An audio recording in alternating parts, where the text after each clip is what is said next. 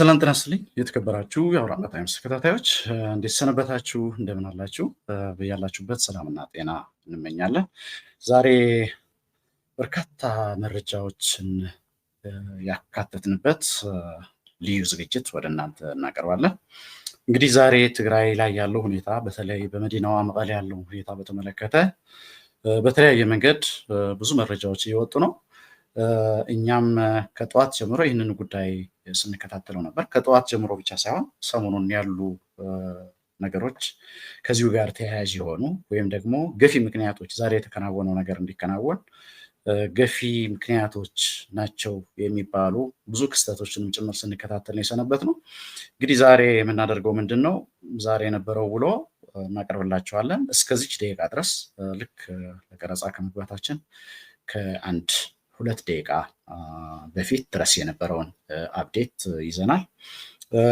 ስለዚህ ዛሬ በምናቀርበው ዝግጅት ላይ በርካታ መረጃዎች አሉ።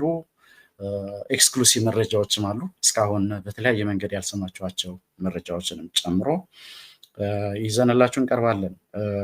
እንግዲህ ዛሬ የተፈጠረው ነገር ምንድን ነው? ብዙ ሰዎች በተለያየ መንገድ ሊያዩት ይችላሉ። በተለይ ይህን ፕሮግራም ስንሰራ አንዱን አመራር ደግፎ ወይም ሌላውን ለመተቸት ሳይሆን ያለውን ሪያሊቲ ምንድን ነው፣ መሬት ላይ ያለው እውነታ ምንድን ነው የሚል ነው። ጀነራል ታደሰ ወረደ በነገራችን ላይ ለ1 ዓመት ነው የተሾሙት። ኦልሞስት ተርማቸውን ጨርሰዋል። አሁን ከአንድ 4 ወር ነው የሚቀራቸው። ስለዚህ ትልቁ ነገር ትግራይ ላይ ያለው ነገር በጣም አሳሳቢ የሚያደርገው ልክ ጌታቸውን በታደሰ እንደመተካት ቀላል አይደለም። አሁን ያንዣበበው አደጋ ግለሰቦችን በመቀየር ብቻ የትግራይን ሁኔታ ማስቀጠል አይነት ሳይሆን ሌላ ብዙ መዘዞች አሉት። እሱንም ጭምር በስፋት እናቀርብላቸዋለን። ምንድን ነው አሁን ባለው ሁኔታ ሌላ ሶስተኛ አካል ያለው ሚና ምንድን ነው ይመስለው? ምን አይነት ረጃጅም እጆች አሉ ከጀርባ የሚለውንም በስፋት እናቀርባለን። እንግዲህ መጀመሪያ ግን ወደዚህ ከመግባታችን በፊት እስኪ ዛሬ የተፈጠረው ነገር ምንድን ነው የሚለውን እንመልከት። ዛሬ እንግዲህ ዛሬ ሳይሆን ከትላንት አመሻሽ ላይ ጀምሮ ነው ይሄ ነገር የተከሰተው። ትላንት አመሻሽ ላይ አራጉራ ከሚባል እንደርታ አካባቢ ከመቀለ በቅርብ ርቀት የሚገኝ በኩሃ አቅጣጫ፣ መቀለን በደንብ የምታውቁ ሰዎች በኩሃ አቅጣጫ ወጣ ብላችሁ አራጉራ የሚባል ቦታ ላይ የአርሚ 31 እዛ ነው ቤዟ። ስለዚህ ከአራጉራ ተነስተው ወደ በቁጥር 70 የሚሆኑ የሰራዊት አባላት ወደ መቀለ አቅጣጫ ጉዞ ጀመሩ። ይህንን ጉዳይ ወዲያው ተሰራጨ። የተለያዩ ኃላፊዎች የወታደራዊም የሲቪልም የፖለቲካ አመራሮችን ጭምር ይህንን ጉዳይ ሰሙት። ከዛ ይህን ጉዳይ ከሰሙ በኋላ አመሻሽ ላይ 2 ወታደራዊ አዛዦች ወደ ስፍራው አቀኑ። ኢንፋክት ከዛ አራጉራ ከተባለው ቦታ ጉዞ ላይ እንደነበሩ ሲሰማ ልክ ኩሃ መለስ አካዳሚ አካባቢ እንደደረሱ ነው እነዚህ አመራሮች ደግሞ የደረሱባቸው። ምክንያቱም በእግር ስለሆነ እየተጓዙ የነበረው። ስለዚህ 2 አመራሮች ሄደው አገኟቸው። መለስ አካዳሚ የሚባለው ኩሃ ከአየር መንገድ ማነው ከአየር ማረፊያው አለፍ ብሎ የሚገኝ ስፍራ ነው። እዛ 2 ወታደራዊ አዛዦች ሄደው አነጋግሯቸው። ያነጋግሯቸው የአርሚው አዛዥ የሆኑት ጀነራል ዘነበ ክፍለና እንዲሁም ደግሞ የምስራቅ ግንባር አዛዥ የሆኑት ጀነራል ማሾ በየነ 2ቱም ናቸው። ምክንያቱም 2ቱም ይመለከታቸዋል።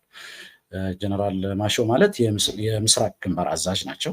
በምስራቅ ግንባር ስር ካሉ አርሚዎች አንዷ ናት አርሚ 31። ስለዚህ ጀነራል ዘነበ ደግሞ የአርሚው አዛዥ ናቸው። እነዚህ 2 ሰዎች ሄደው አነጋግሯቸው። ነገር ግን ሲያነጋግሯቸው ምንድነው የተባለው? ያው ፍቃደኛ አይደሉም። ምክንያቱም ከነትጥቃቸው ነበር እንደዚህ ተቃውሞ የሚያቀርቡ የቲዲኤፍ አባላት ጉዞ ላይ የነበሩት። ስለዚህ የጦር መሳሪያውን ለማውረድ ወይም ደግሞ እንደ ሲቪል ሆነው ተቃውሟቸውን ለማቅረብ ፍቃደኛ እንዳልሆኑ እንግዲህ አዛዦቻቸው ናቸው ያንን የሚሉት። በወታደራዊ አሰራር እንዲህ አይነት ነገር ያው የእዝ ኮማንድ ነው የታወቃል። ወታደራዊ የራሱ የሆነ ዲስፕሊን አለው። ለአዛዥ አልታዘዝም አይልም ወታደር። ግን እነዚህ ኢሚዲየት አለቆቻቸው የሆኑ ጀነራሎች ፍቃደኛ አልሆኑልንም ብለው ነው መልስ የሰጡት። ከዛ በኋላ እዛው እንዲያድሩ ተደረገ። በነገራችን ላይ ትንሽ ማብራራት ሳያስፈልግ አይቀርም። የትግራይ ሰራዊት አደረጃጀት ምንድነው ይመስለው የሚለው ነገር የእነዚህ ሰዎች ኃላፊነት ስናገር ምንድነው የምስራቅ ግንባር የሚባለው ወይም ደግሞ አርሚ 31 ምንድነው የሚለው ነገር ትንሽ ኮንፊውዝ ስለሚያደርግ አሁን ያለው የትግራይ ሰራዊት በሶስት ግንባር የተደራጀ ነው። በሶስት ግንባሮች የተደራጀ ነው ሙሉ የትግራይ ሰራዊት ቲዲኤፍ በመባል የሚታወቀው። እነዚህ ግንባሮች ደቡብ ግንባር በጀነራል ዮሐንስ መዲድ የሚመራ፣ ምዕራብ ግንባር በጀነራል ምግበይ ኃይለ የሚመራ፣ እንዲሁም ደግሞ ምስራቅ ግንባር የሚባለው አሁን አጀንዳችን ያደረግነው በጀነራል ማሾ በየነ የሚመራ ግንባር ነው። እነዚህ ሶስት ግንባሮች ደግሞ በስራቸው አምስት አርሚዎች አሏቸው። እነዚህ አምስት አርሚዎች እያንዳንዱ አርሚ ደግሞ 3 ኮር በስሩ አለ።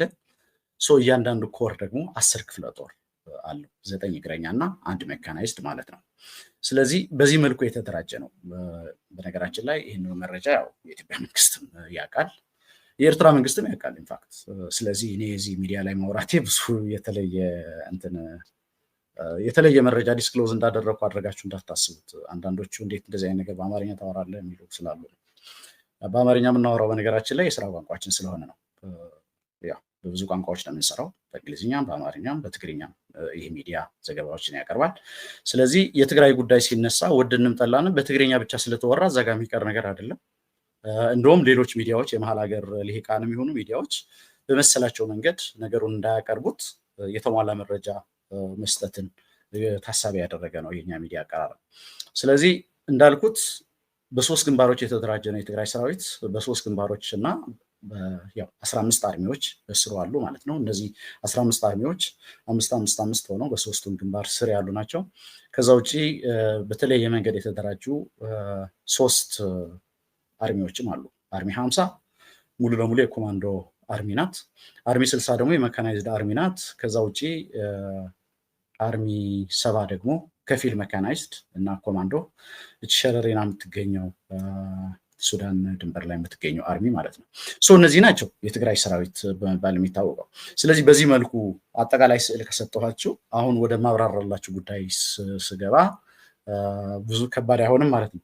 ስለዚህ ከሶስቱም ግንባሮች አንዷ የሆነችው ምስራቅ ግንባር በጀነራል ማሾ በየነ የሚመራው ምስራቅ ግንባር በስሩ 5 አርሚዎች አሉ። ከነዚህ አርሚዎች አንዷ እንግዲህ አርሚ 31 ናት። ትላንትና ይህን እንቅስቃሴ እስከዛሬ ድረስ መነጋገር ያደረግነውን እንቅስቃሴ እያደረገች ያለች አርሚ ማለት ነው። በዚች አርሚ ስር የሚገኙ የኮር አንድ ላይ ያሉ እንግዲህ 3 ኮር አለ ብያቸዋለሁ አንድ አርሚ ውስጥ። ኮር አንድ ላይ የሚገኙ ወደ 70 የሚሆኑ ታጣቂዎች ናቸው ትጥቃቸውን ይዘው ኢቨን ከባድ መሳሪያም ጭምር ዲሽቃም ጭምር ይዘው እንግዲህ ሲንቀሳቀሱ የነበረው። ስለዚህ እነዚህ እንዲያድሩ ተደረገ፣ እዛው ኩሃ እንዲያድሩ ተደረገ እና እዛ ካደሩ በኋላ ተንቀሳቀሱ። ጠዋት ንጋት ላይ ባይዘወይ ሲንቀሳቀሱም ዝም ብሎ በዘፈቀደ ምናምን ሳይሆን በተደራጀ መንገድ ግራና ቀኝ ሆነው መሳሪያቸውን ይዘው ልክ ወታደራዊ ዲስፕሊን ልክ ለሆነ ግዳጅ ሲንቀሳቀሱ ያለው አይነት እንቅስቃሴ ነበር የሚመስለው። ስለዚህ ግራና ቀኝ ሆነው አስፋልት ላይ በቀጥታ ወደ ደጀን በመባል የሚታወቀው የትግራይ ክልል የፕሬዝደንት ቢሮ ነው። ወደዛ መሩ፣ መንገዱን ዘጉ። ከዛ ወደ ጽሕፈት ቤቱ የሚገቡ ሰራተኞችም ጭምር ከለከሉ፣ እንዳይገቡ አደረጉ። እንግዲህ ይህ ሁኔታ ከተፈጠረ በኋላ ያው ዛሬ ያያችሁት በተለያየ መንገድ ብዙ መረጃዎች ሲወጡ ነበር። እንግዲህ ይህ አርሚ ያው ያቀረበው ጥያቄ የደሞዝ ጥያቄ የሚል ነው። የደሞዝ ጥያቄ ባይዘወይ ወደ በኋላ ላይ አብራራላችኋለሁ ከዚህ ጀርባ ያለው አካላት። ግን የደሞዝ ጥያቄ ማለት ከአንድ ወር በፊት አጀንዳ የነበረና ከዛ በኋላ የትግራይ ጊዜያዊ አስተዳደር ካቢኔ ተሰብስበው ደሞዝ ጥቅማ ጥቅም እንዴት መሆን እንዳለበት ከናፈጻጸሙም ጭምር የአፈጻጸም መመሪያ አዘጋጅቶ ኦልሬዲ ወደ አፈጻጸም እየሄደ ያለ ጉዳይ ነው። የደሞዝ ጉዳይ እንደ አዲስ አጀንዳ ሊሆን አይችልም። በነገራችን ላይ እቺ አርሚ 31 ከአንድ ወር በፊት በነበረው ተቃውሞ ተሳታፊ አልነበረችም። ከአንድ ወር በፊት በነበረው ተቃውሞ አርሚ 22 በጀነራል ገብረስላሴ በላይ የምትመራው አርሚ 50 ደግሞ ጀነራል ምግበይን መንገድ ዘግታ አላሳልፍም ያለችው እና እንዲሁም ደግሞ አርሚ 33 ጀነራል ማሾን መንገድ ዘግታ ያው በማህበራዊ ሚዲያ ተመልክታችሁታል ቪዲዮዎቹን። እነዚህ ሶስት አርሚዎች ናቸው ያን ተቃውሞ ያቀረቡት እንጂ የዛሬዋ አርሚ 31 ተቃውሞ የማቅረብ እንቅስቃሴ አላደረገችም። ዛሬ ነው ይሄ ነገር እየተነሳ ያለው። ይህ የወጣው መመሪያ በሙሉ ለሁሉም ሰራዊት የሚመለከት መሆኑ እየታወቀ ነው እንግዲህ አጀንዳ የሆነው ማለት ነው። በዚህ መሰረት ዛሬ በተለያዩ ሚዲያዎች እንደሰማችሁት የፕሬዝደንቱ ጽሕፈት ቤት በሩን ወደዛ የሚወስዱ መንገዶች በሙሉ ተዘግተው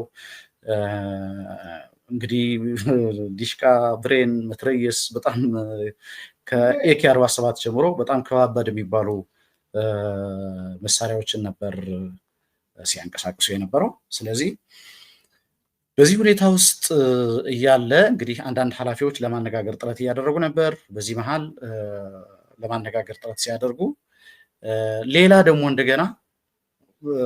እንደገና ከዛው ከአርሚ 31 ደግሞ ከኮር 2 ወይም ደግሞ ኮር 2 ማለት እንግዲህ ቁጥር ነው የሚጨመረው። ለምሳሌ አርሚ 31 ኮር 2 ሲባል 312 ኮር 312ኛ ኮር የሚል ስም ነው የሚኖረው። አንደኛ ኮር ሲባል 311ኛ ይባላል። ኮር 3 ከሆነ 313ኛ ይባላል ማለት ነው። ምክንያቱም የአርሚዋ ስም 31 አርሚ 31 ስለሆነ ማለት ነው። 312ኛ የሚባለው ኮር እንደገና ከዛ ደግሞ ተጨማሪ ኃይል ደግሞ እንደገና የደሞዝ ጥያቄ ያለን ብለው እንደገና ጉዞ ጀመሩ ተባለ ምሳ ሰዓት አካባቢ። እነዚህ ደግሞ በተመሳሳይ አቅጣጫ ነው የመጡት። ቅድም እንደገለጽ ነው ያው ተመሳሳይ ነው ቤዛቸው፣ ያው ይታወቃል። አራጉራ ነው ቤዛቸው። ከዛ እነዛ በሄዱበት መስመር ተመልሰው መጡ። ያው እኛ በተለያየ መንገድ ኮሚኒኬት አድርገናል። እነዚህን የሰራዊት አባላት ምንድነው ጉዳዩ፣ መሳሪያ መያዝ ለምንድነው የሚያስፈልገው የሚል ጥያቄም ጭምር አቅርበናል። ግን ያው ከፍተኛ ኃላፊዎች በሚያውቁት አይነት መንገድ ከመጋዘን ወጥቶ መሳሪያ እንደታደላቸውና ማለት ከፍተኛ ኃላፊዎች በሚያውቁት አይነት ስምሪት እንደተንቀሳቀሱ ነው እየተነገረን። ስለዚህ እነዚህ እንግዲህ መጥተው ፕሬዝደንት ጽሕፈት ቤት አካባቢ እዛ ጋር ዘግተው መሳሪያዎቻቸውን ቦታ ሲይዘው እዛ ጋር ባሉበት ሁኔታ ነው እንደገና ከዛው ከአርሚ 31 ደግሞ ከኮር 2 ደግሞ ሌሎች የአርሚ አባላት እንደገና እንደመጡ የተነገረው። እነዚህ በቀጥታ መጡና ወደዛው አካባቢ መጡ። ከዛ አመሻሹ ላይ አንዳንድ ክስተቶች የቴሌቪዥን ጣቢያዎች ስርጭት የማቋረጥ እንዲሁም ደግሞ የቴሌቪዥን ጣቢያዎችን ዘግቶ ሰራተኛ እንዳይወጣ እንዳይገባ በማድረግ የመቆጣጠር ስራ ተሰራ። አሁን አመሻሹ ላይ ወደዚህ ስርጭት ከመግባቴ በፊት እንዳጣራሁት ቴሌቪዥን ጣቢያዎችን የመጠበቅ ኃላፊነት የያዘው የክልሉ ፖሊስ ኮሚሽን ነው። በጀነራል ገብረዲላ የሚመራው የክልሉ ፖሊስ ኮሚሽነር ናቸው ጀነራል ገብረዲላ። እሳቸው የሚመሩት ኃይል ያው እነዛ ታጣቂዎች ሌላ አይነት ያልተገባ ድርጊት እንዳያደርጉ ቢያንስ ጥበቃ የሚያስፈልጋቸው እነዚህ ተቋማት ጥበቃ ያስፈልጋቸዋል በሚል በፖሊስ ኮሚሽን አባላት እየተጠበቁ እንዳሉ ተነግሮናል። እንግዲህ በዛ መልኩ ከቆየ በኋላ አሁን ጥቂት ደቂቃዎች ሲቀሩን ወደዚህ ስርጭት ለመምጣት ትጥቃቸውን አውርደው ፕሬዝደንት ጽሕፈት ቤት ውስጥ ገብተው ውይይት እያደረጉ ነው። እነሱን እያወያዩ ያሉት የክልሉ ሰላምና ጸጥታ ቢሮ ኃላፊ ጀነራል ፍስሐ ኪዳኑ ወይም ፍስሐ መንግስቱ በመባል የሚታወቁ ኃላፊና የጀነራል ታደሰ ወረደ ምክትል የሆኑት ምክትል ፕሬዚደንቱ የትግራይ ጊዜያዊ አስተዳደር ምክትል ፕሬዚደንት እና የህወሓት የዶክተር ደብረጽዮን ምክትል የሆኑት አቶ አማኑኤል አሰፋ ናቸው እያነጋገሯቸው ያሉት። አቶ አማኑኤል አሰፋ እና ጀነራል ፍስሐ ኪዳኑ አሁን በምንነጋገርበት ሰዓት እነዚህን ታጣቂዎች በፕሬዝደንት ጽሕፈት ቤት መሰብሰቢያ አዳራሽ ውስጥ ተሰብስበው እያነጋገሯቸው ነው። ተመልካቾቻችን እንግዲህ ይህንን ነው የሚመስለው ከሞላ ጎደል ዛሬ የነበረው እንቅስቃሴ። ይህን ካብራራው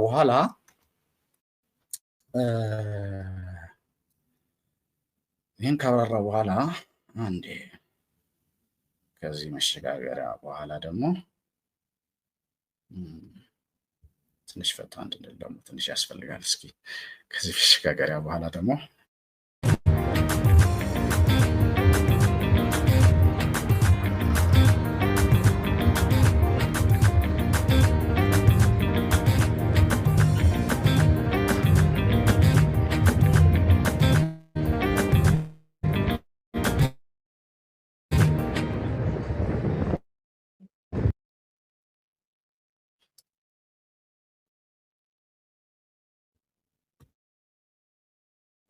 ይቅርታ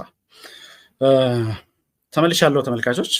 እንግዲህ ዛሬ የነበረው ድባብ ከሞላ ጎደል ይህን ነው የሚመስለው። የዚህ መነሻ ምክንያት ምንድን ነው ወደሚለው ነጥብ ደግሞ አሁን እንገባለን። እንግዲህ ይህ ዛሬ በዝርዝር የገለጽኩላችሁ ክስተት ዝም ብሎ ከመሬት ተነስቶ የተከሰተ አይደለም። ሰሞኑን አንዳንድ እንቅስቃሴዎች ነበሩ። እነዚህ እንቅስቃሴዎች በዝርዝር ለመመርመር ሞክረናል። የተለያዩ ኃላፊዎችን አነጋግረናል። የነበሩትን ክስተቶች በቅርብ ስንከታተላቸው ነበር። ስለዚህ ፈርስት ሃንድ መረጃ አለን። የዚህ መነሻ ምክንያት ጥቂት ቀናት ወደኋላ ይሄዳል። የአክሱም ህዳር ጽዮን በዓል ላይ አንድ ፕሮግራም ታስቦ ነበር። እዚህ ፕሮግራም ላይ ታስቦ የነበረው ምንድን ነው?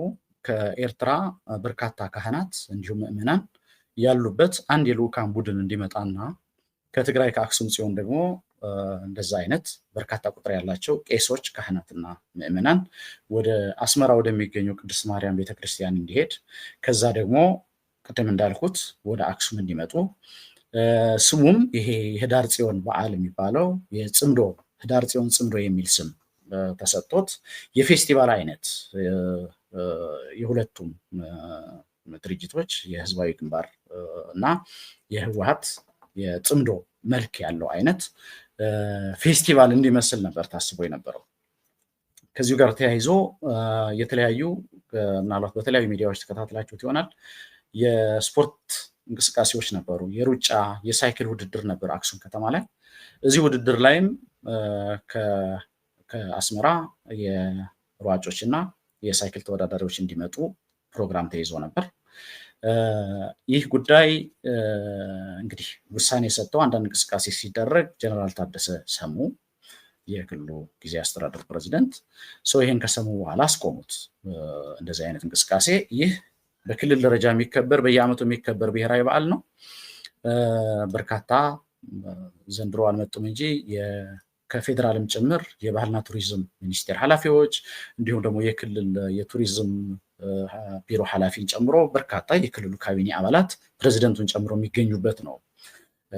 ቱሪስቶችም ጭምር የሚገኙበት ከበርካታ የኢትዮጵያ አካባቢዎች ከውጭ ሀገርም ጭምር የሚገኙበት ይህ በዓል እንደዚህ አይነት ፖለቲካዊ መልእክት የሚተላለፍበት መሆን የለበትም። ሁለተኛ ነገር ደግሞ እንዲህ አይነቱ አካሄድ ስሜታዊ አካሄድ ትግራይን ዋጋ ያስከፍላል፣ ወዳልተፈለገ ግጭት ይከተናል በሚል ያ ሁሌ እንደምንለው ወደ ጦርነት የምንሄድበት መንገድ ሁሉ ዝግ መሆን አለበት የሚል አቋም አላቸው ጀነራል ታደሰ። ስለዚህ እንዲህ አይነቱ ስሜታዊ እንቅስቃሴ ብዙ ዋጋ ያስከፍላል ትግራይን በሚል ልኡካኖቹ እንዲገቱ አደረጉ። ያ የሚሆን ከሆነ ግን እኔም በክብር እንግድነት አልገኝም፣ ሌላ መልክ ነው የሚይዘው በሚል እንዲቀር ተደረገ ማለት ነው። ይህ የፌስቲቫል መልክ እንዲኖረው ተደርጎ የጽምዶ አይነት መልክ እንዲኖረው ተደርጎ የህዳር ጽዮን ጽምዶ የሚል ስም ኖሮት እንዲከበር ታስቦ የነበረው በዓል በጀነራል ታደሰ እንዲቀር ተደረገ ማለት ነው። ይህ ጉዳይ በርካታዎች እንዲቀየሙ ምክንያት ሆነ። እንግዲህ በአስመራ በኩል ያሉት ባለስልጣናት ተቀየሙ። በህወሓት ውስጥና እነዚህ ፖለቲኮ ሚሊተሪ በዚህ ጽምዶ ላይ የሚንቀሳቀሱ የትግራይ የፖለቲኮ ሚሊተሪ አመራሮች ደስተኛ እንዳልሆኑ በተለያየ መንገድ ገለጹ። ግን ያው ጀነራል ታደሰ የወሰኑት ውሳኔ ያው ተግባራዊ ሆነ። ያ መሆን የለበትም በሚል እንደዛ እንዲወሰን ተደረገ። ከዛ በኋላ እንግዲህ በዓሉ ከተደረገ በኋላ እሁድ ዕለት ነበር በዓሉ። ከዛ ሰኞና ማክሰኞ አንድ ስብሰባ ነበር አክሱም ከተማ ላይ። ይህ ስብሰባ እንግዲህ ከተለመደው አሰራር ውጭ የሆነ አንድ ትግራይ ውስጥ ይሄ የመኸተ ኮሚቴ የሚባል አለ። ብሔራዊ ኮሚቴ ተቋቋመ። ዶክተር ደብረጽዮን በሰብሳቢነት የሚመሩት የተለያዩ ኮሚቴዎች በስሩ የያዘ ኮሚቴ አለ። በዋናነት የዚህ ኮሚቴ አባላት ከሰራዊትና ከህወሓት ሁሉም ማዕከላዊ ኮሚቴ አባላት ከህወሓት ከሰራዊት ደግሞ ከአርሚ አዛዦች የ15ቱ አርሚ አዛዦች እና የሶስቱን ግንባር አዛዦች የሚሰበሰቡበት ፕሮግራም ነው። እስካሁን 3 የስብሰባውን አድርጓል። ባለፈው ነሐሴ ወር እዛው አክሱም የአይኒ ዋሪ በዓል አስመልክቶ በማግስቱ ነበር፣ ልክ እንዳሁኑ እሁድ ቀን ነበር የተከበረው የአይኒ ዋሪ በዓል። ከዛ ሰኞና ማክሰኞ ተደረገ። አሁን ደግሞ ከዛ በኋላ ሁለተኛ ስብሰባውን መቀሌ ያደረገ፣ ከዛ አሁን ለሶስተኛ ጊዜ አክሱም ላይ ተደረገ ማለት ነው። ይህ ብሔራዊ ኮሚቴ የሚባለው የሴንትራል ኮማንድ አይነት መልክ ያለው ነው። በነገራችን ላይ እንግዲህ ትግራይ ጊዜ አስተዳደር አለ፣ ሲቪሊያን አስተዳደር አለ። ግን ፎር ሳም ሪዝን ይሄ በተወሰነ መልኩ ፌዴራል መንግስት ጋር ያለው ግንኙነት ምቾት የሚሰጥ አይነት አይደለም። በተለያየ ምክንያት ትግራይን እየጎዳ ነው የፌዴራል መንግስት አካሄድ ብለው የሚያምኑ ፓርቲ ውስጥም ያሉ ሰራዊት ውስጥም ያሉ አባላት በነሱ ኢኒሺዬቲቭ የተመሰረተ ነው። ይህ ስብሰባ ሶስተኛ ስብሰባው አክሱም ላይ ያደረገ ሰኞና ማክሰኞ። እዚህ ስብሰባ ላይ እንግዲህ የተለያዩ ነገሮች ተነሱ። በዋናነት ግን ጀነራል ታደሰ ላይ ያነጣጠረ ብዙ ወቀሳ ቀረበ፣ ከፖለቲከኞቹ ከሰራዊት አባላትም። በዋናነት እሳቸው ላይ የተነሳው ነጥብ ምንድነው? ያው አጉል ተስፋ ታደርጋለህ ፌዴራል መንግስት ላይ፣ ትግራይ ላይ እንዲህ እየተደረገ ይሄ በየጊዜው ትግራይ ላይ እንዲህ ተደረገ ተብሎ የሚጠራው የዚህ የባጀቱ ጉዳይ የድጎማ ባጀት መቅረቱን በተመለከተ እንዲሁም ነዳጅም ወደ ትግራይ እንዳይሄድ መደረጉን በተመለከተ እነዚህ ከትግራይ አቅጣጫ የሚቀርቡ በርካታ ጥያቄዎችን በማንሳት ፌዴራል መንግስት ትግራይን እየጎዳ ነው፣ ነገር ግን ትግራይ ሌሎች አማራጮችን እንዳታይ አንተ ከፊት ቆመሃል በሚል ይሄ ያው ግፊትም አለ ከኤርትራ መንግስት የዚህ በጽምዶ ኔትወርክ ውስጥ ያሉ የኤርትራ መንግስት ኃላፊዎችም ጭምር የሚገፉት አካሄድ ነው። ስለዚህ በዛ መልኩ ብዙ ወቀሳ ደረሰ ጀነራል ታደሰ ላይ። ከዛ በኋላ ሰኞ በዛ መልኩ ተሰብስበው ማክሰኞ ግማሽ ቀን ከተሰበሰቡ በኋላ ማክሰኞ ከሰዓት አንድ ዝግጅት ነበር መቀለ ላይ። ዝግጅቱ ምንድነው? የአገር አቀፍ የአካል ጉዳተኞች በዓል። እዛ ላይ ያንን ፕሮግራም መርቀው መክፈት ነበረባቸው ጀነራል ታደሰ። ስለዚህ እስከ ግማሽ ቀን ድረስ ተሰብስበው ከሰዓት በኋላ ወደዛ ሲሄዱ ዶክተር ደብረጽዮን ያንን አጋጣሚ ተጠቅመው አንዳንድ ሴራዎች ተደረጉ ማለት ነው ጀነራል ታደሰ ላይ። ስለዚህ እንግዲህ ከዚህ ዛሬ ከተከሰተው ነገር ጋር የሚገናኘው ይሄ አሁን የገለጽኩላችሁ አካሄድ ነው። ብዙ ጊዜ ስብሰባዎች ሲደረጉ ስብሰባዎችን ሚስ አያደርጉም ነበር። ጀነራል ታደሰ ይገኙ ነበር። እያንዳንዱ ነገር ያው ይከታተላሉ፣ ይሳተፋሉ። እንግዲህ ይሄ ፖለቲካ ላይ የተለመደ ጥሎ ማለፍ አጋጣሚዎች አሉ። በተለይ ዶክተር ደብረጽዮን በዚህ በጣም ጎበዝ እንደሆኑ ይነገርላቸዋል። ያው ብዙ ጊዜ መድረክ ላይ ወይ ንግግር ላይ ምናምን ላይ ነው የሚታሙት እንጂ ይሄ እንደዚህ አይነት ሰውን በደንብ ኮርነር ማድረግ፣ አጋጣሚዎችን የተጠቀሙ ሰውን ማጥቃት፣ እንዲህ አይነት የኔትወርክ አሰራር ላይ በጣም ጎበዝ እንደሆኑ ይነገርላቸዋል። ስለዚህ አንድ ነገር እንዲደረግ ጀነራል ታደሰ ላይ በሚስጥር ውሳኔ ላይ ደረሱ ማለት ነው። እዚህ ስብሰባ ላይ ያ ውሳኔ ሲደረግ ጀነራል ታደሰ ኦልሬዲ መቀለ ደርሷል። የአገር አቀፍ የአካል ጉዳተኞች ስብሰባ ከፌዴራልም ከተለያዩ የኢትዮጵያ ክልሎችም የመጡ እንግዶች ነበሩ። በማርሽ ባንድ በምን ነበር ሐውልት አዳራሽ ላይ የነበረው ዝግጅቱ፣ ምናልባት በተለያዩ ሚዲያዎች ተከታትላችሁት ይሆናል። እዛ ለመገኘት ሲሄዱ ነው እንደዚህ አይነት ውሳኔ የተደረገው። ስለዚህ ጀነራል ታደሰን ትንሽ ማደናቀፍ ወይም ደግሞ በተወሰነ መልኩ ስልጣናቸው ጥያቄ ውስጥ ሊከት የሚችል አይነት እንቅስቃሴ መደረግ አለበት የሚል ውስጥ ለውስጥ ውሳኔ ተወሰነ። እዚህ ውሳኔ ላይ እንግዲህ የአርሚ 31 አዛዥ የሆኑት ጀነራል ዘነበ ክፍሌም ነበሩ። የምስራቅ ግንባር አዛዥ የሆኑት ማሾ በየነም ነበሩ። ስለዚህ በዚህ መልኩ ነው እንግዲህ እዛ ጋር የተደረገው። ስለዚህ በነገራችን ላይ ትላንትና ለነሱ ቅርበት ያለው አንድ የቴሌቪዥን ስርጭት አንድ ከውጭ የሚሰራጭ ቴሌቪዥን ጣቢያ አለ። ለነ ዶክተር ደብረጽዮን ታማኝ የሆነ ያው አንድ ወንድማችን የሚያስተዳድረው ደደቢት ቴሌቪዥን ይባላል። እዚህ ላይ በግልጽ ተቀምጧል። ለመጀመሪያ ጊዜ የሰራዊት እንቅስቃሴ እንደሚደረግ፣ ወደ ፕሬዝደንት ጽሕፈት ቤት እንደሚመጡ፣ መቀሌን ከበው እንዳደሩም ጭምር እንደሚያድሩም ጭምር አስቀድሞ ይህ ቴሌቪዥን ጣቢያ ነው ይፋ ያደረገው። ስለዚህ በዛ መልኩ እዚህ ፕሮግራም ላይ ምንድነው የተቀመጠው? ማስገደድ ነው። ዶክተር ደብረጽዮን ወደ ስልጣን መመለስ አለባቸው የሚል ነው በግልጽ የተቀመጠው። ያንን ጀስቲፋይ ያደረጉበት መንገድ ደግሞ ኦልሬዲ የፕሪቶሪያ ስምምነት ፈርሷል። የፕሪቶሪያ ስምምነት ከፈረሰ ደግሞ ጊዜ አስተዳደር የሚባል የለም። ስለዚህ ጳጉሜ 4 2012 ዓ.ም የተደረገው ምርጫ ይሄ በፕሪቶሪያ ስምምነት ህገወጥ ነው የተባለው ምርጫ ቫሊድ ይሆናል ማለት ነው።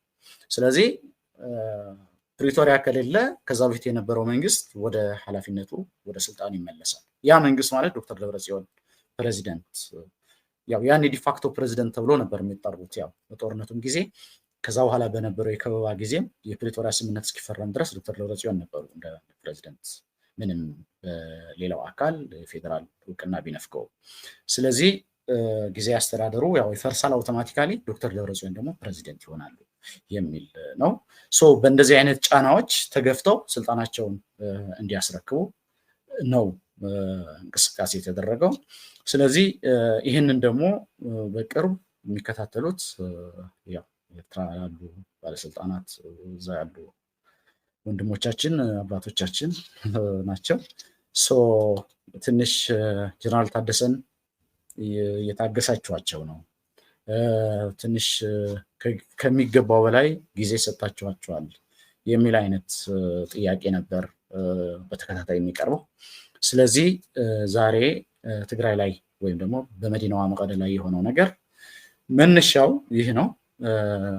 ስለዚህ ምን መልክ ይኖረዋል? ቀጣይ ይሆናል ወይ? በቀጣይስ አሁን እንዲህ እየተነጋገርን ባለንበት ሰዓት ያው ስብሰባ ላይ ነው ያለው ሐውልት አዳራሽ።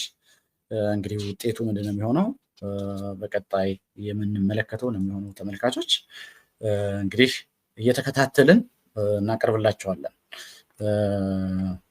እንግዲህ ከሞላ ጎደል አሁን ይዘንላቸው የቀረው ነው መረጃ ይሄን ነው የሚመስለው። ያው ችግሩ በቀላሉ የሚፈታ አይመስልም። አሁን ውይይት ላይ ነው ያሉት።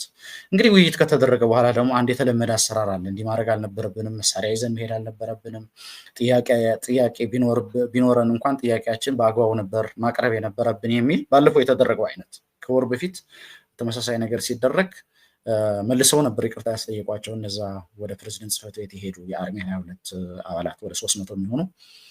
በዛ መልኩ መሄድ አልነበረብንም፣ ተሳስተናል፣ ጥያቄያችን በተገቢ መንገድ ማድረግ ነበረብን ነበር ያሉት። ከዛ በኋላ እነዚህም ያው ተመሳሳይ ነገር እንደሚያደርጉ ይታወቃል። ምክንያቱም አዛዦቹ ያውቃሉ፣ ኃላፊዎቻቸው ያውቃሉ፣ ተለምነዋል። ማታ ላይ ትጥቃቸውን አውርዱ፣ ከነትጥቃቸው አትሄዱ ብለናቸው እምቢ ብለውናል። እንግዲህ አዛዦቻቸው ናቸው እንግዲህ እምቢ ብለውናል ያሉት። ስለዚህ ያውቃሉ፣ ያን ነገር ማድረግ ተገቢ እንዳልሆነ ያውቃሉ። ምንም ይቅርታ የሚጠይቅበት ጉዳይ አይደለም። ይሄ አውቆ የማጥፋት ጉዳይ ነው። ስለዚህ ያው በቀጣይ ደግሞ እንደዛ የስብሰባ ከተጠናቀቀ በኋላ የጥያቄ አቀራረባችን መንገድ ልክ አልነበረም በሚል ደግሞ የጸጸትና የይቅርታ ደግሞ ዜናዎች እንመለከት ይሆናል። ለዛሬ ያዘጋጀንላችሁ ይህን ነው የሚመስለው። ተመልካቾች አብራችሁን ስለቆያችሁ በጣም እናመሰግናለን። ሰላማችሁ ይብዛ።